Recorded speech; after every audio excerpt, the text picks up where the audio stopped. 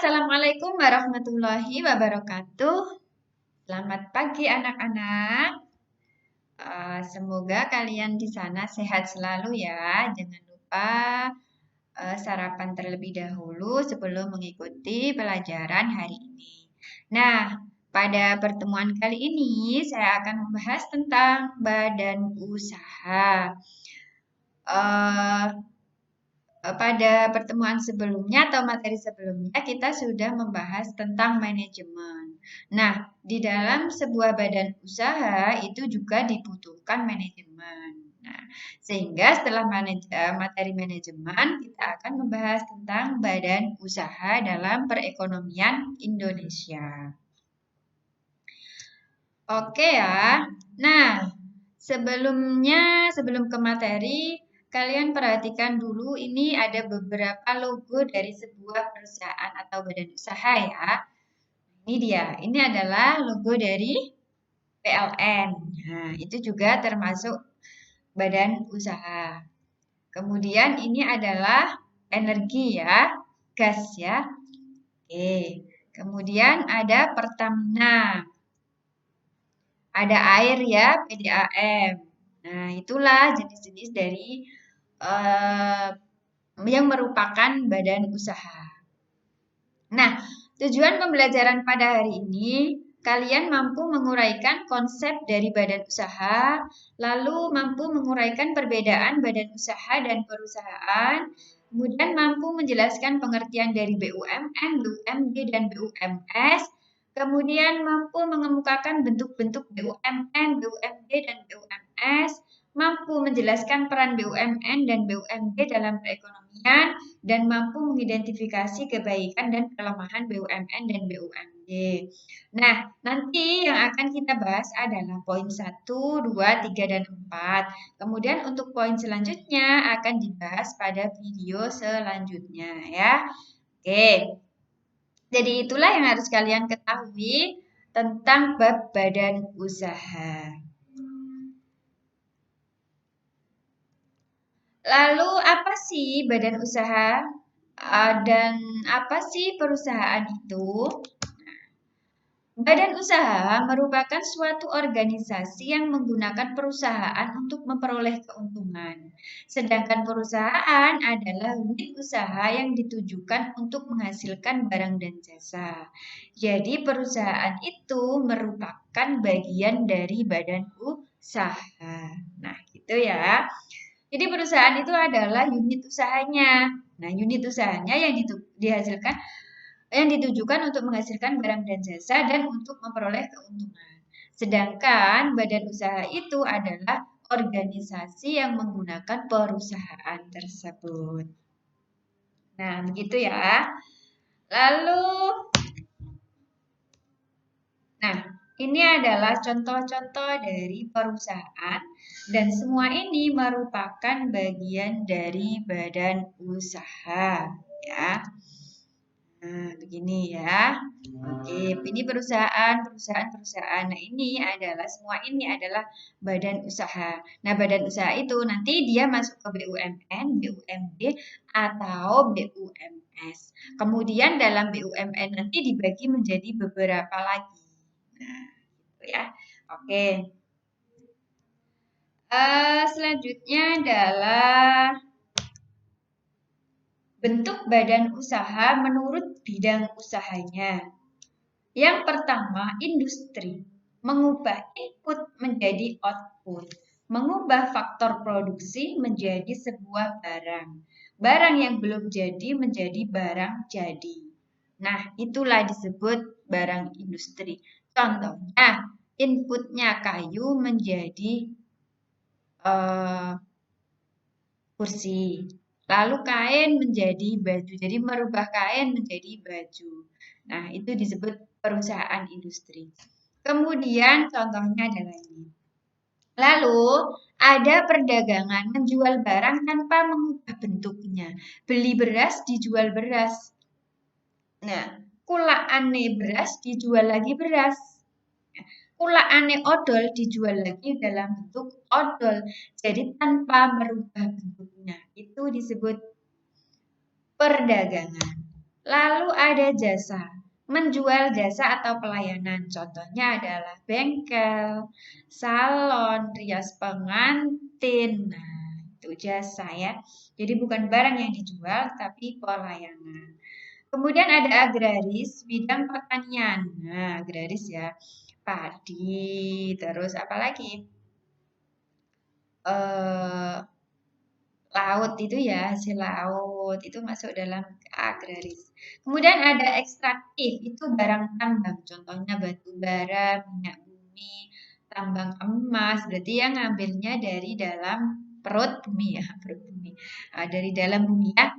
Nah, tambang itu ekstraktif. Jadi ada 5, industri, dagang, jasa, kemudian ada agraris dan ekstraktif. Oke, selanjutnya adalah bentuk badan usaha menurut kepemilikan modal. Ada 3, BUMN, BUMD, BUMS. Nah, ini nanti yang akan kita bahas satu per satu. BUMN itu apa, yang termasuk BUMN apa, BUMD apa, dan BUMS itu apa. Ini berdasarkan kepemilikan modalnya. Jadi ada 3. BUMN, BUMD, dan BUMS. Oke, nah, oh,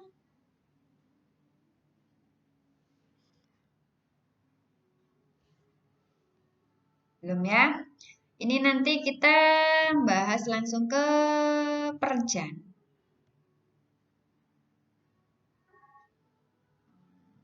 Ini tidak perlu.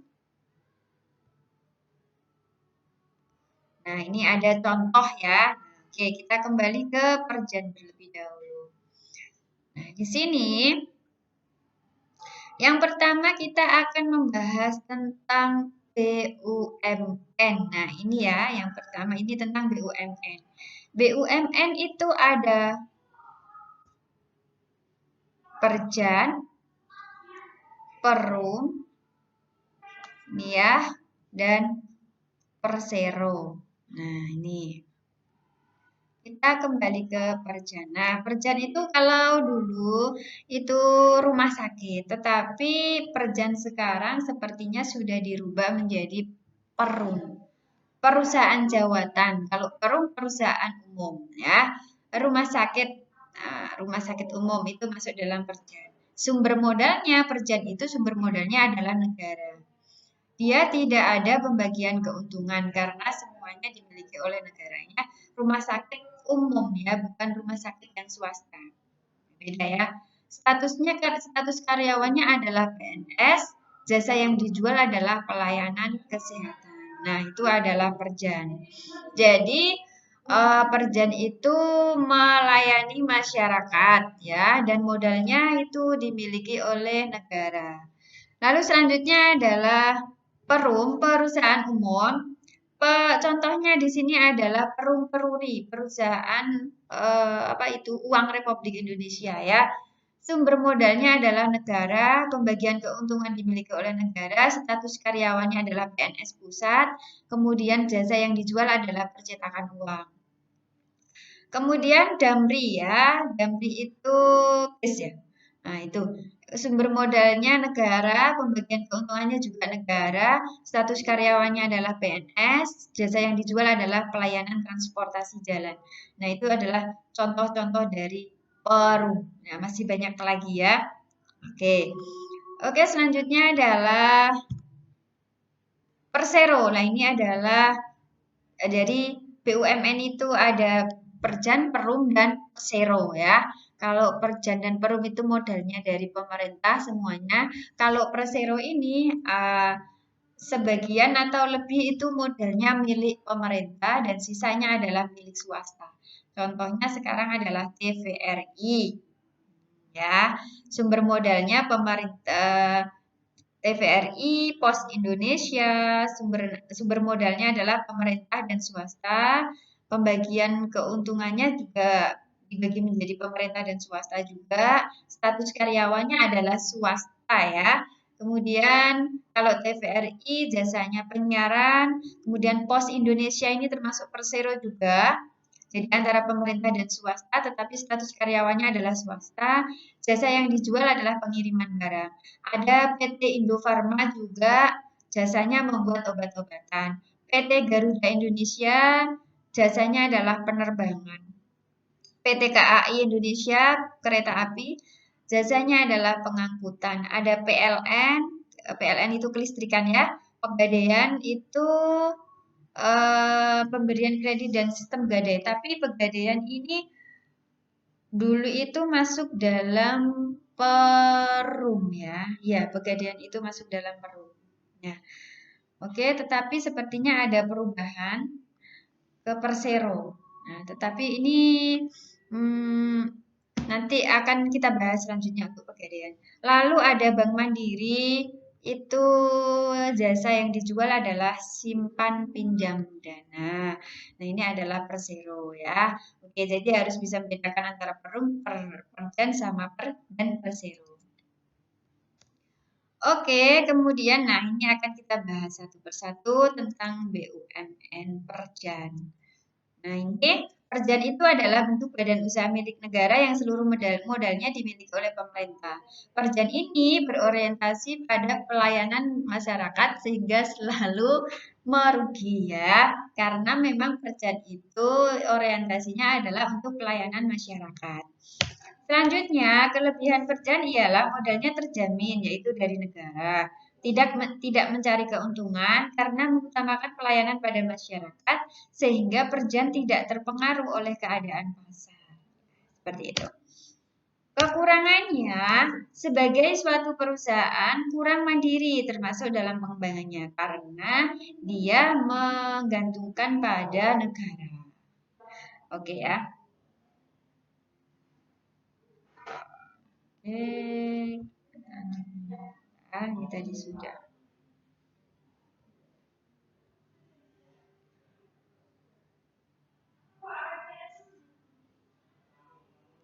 Oke, selanjutnya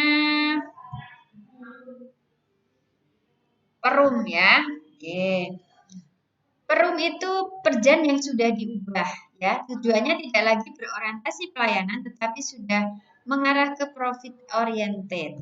Nah, ya, kelebihannya seluruh keuntungan Perum menjadi keuntungan negara, menyediakan jasa-jasa bagi masyarakat dan merupakan sarana untuk melaksanakan pembangunan. Jadi selain ini milik negara untuk pelayanan, tetapi dia juga mencari keuntungan. Contohnya tadi salah satunya kalau dulu Pegadaian itu masuk Perum ya, Damri itu tadi ya. Kemudian kekurangannya, pengelolaan Perum sangat ditentukan oleh kemampuan keuangan negara. Ya, sejumlah besar aturan birokrasi dapat menghambat pengembangan Perum karena memang semuanya diatur oleh negara. Pengelolaan Perum secara ekonomis sulit untuk dipertanggungjawabkan.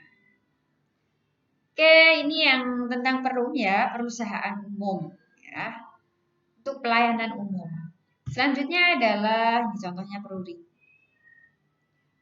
Perumnas, Damri. Nah, oke, selanjutnya tentang Persero ya. Nah, Persero itu perseroan badan usaha yang dikelola oleh negara atau daerah berbeda dengan Perum dan Perjan. Tujuan didirikannya Persero yang pertama adalah mencari keuntungan dan kedua memberi pelayanan kepada umum. Jadi selain memberi pelayanan kepada umum, tetapi dia tujuan utamanya adalah mencari keuntungan karena ada kerjasama antara negara dan swasta. Kemudian kelebihannya mencari keuntungan dan yang kedua memberi pelayanan kepada umum.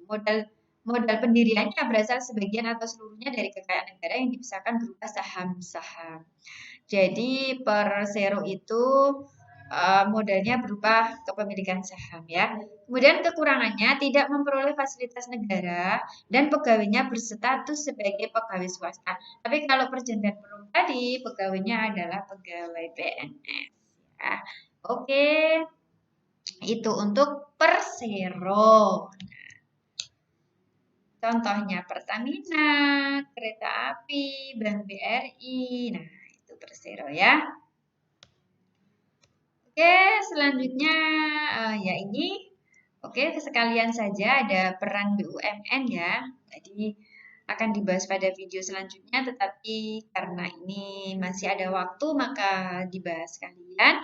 Peran BUMN yang pertama, BUMN itu dapat mengelola dan menggunakan cabang-cabang produksi yang pokok untuk memenuhi kebutuhan masyarakat secara maksimal demi tercapainya kesejahteraan dan kemakmuran rakyat pada umumnya. Jadi kalau BUMN itu untuk kemakmuran rakyat ya. Pemerintah melalui perusahaan negara BUMN dapat melayani masyarakat secara maksimal ya pasti.